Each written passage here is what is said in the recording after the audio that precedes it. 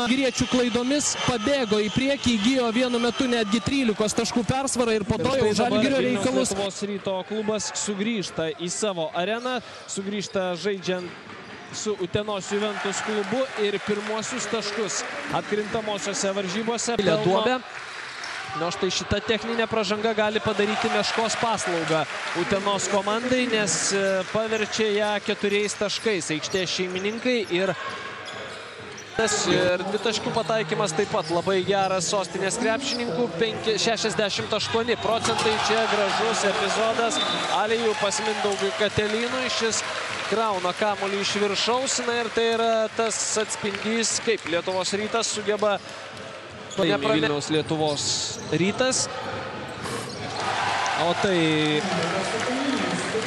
bendromis pastangomis aikštės šeimininkai, greita ataka iš viršaus. Mindaugas Katelynas krauna kamuolį, sulaukęs labai gero perdavimo, 20-asis Katelyno taškas ir štai dabar reklaminė minutės pertraukėlė. Miltono Palacijo rezultatyvus perdavimas. Dėka, dabar Nemanja Nedovičius atmeta Katelynui, šis vienas viską padaro iki galo. Būtent Mindaugas Katelynas, Seibutis.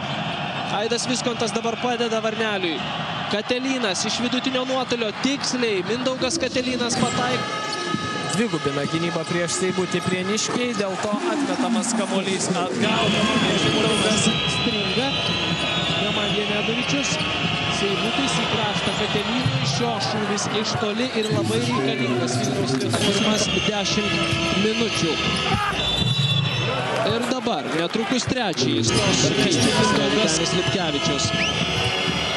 Iš viršaus įspūdingiausia Vilniaus Lietuvos Ryto ataka. Mindaugas Katelynas dabar pyktelėjęs už tuos dėjimus, kurie buvo pirmajame kėlinyje. Sąskaitoje jau 10 taškų. Katelynas įsibėgėja, atsitrenkė į Dariušą Malinovičių. Tiesa, tas kontaktas Tomislavas Zubčičius, komandos lyderis, Renaldas Seibutis.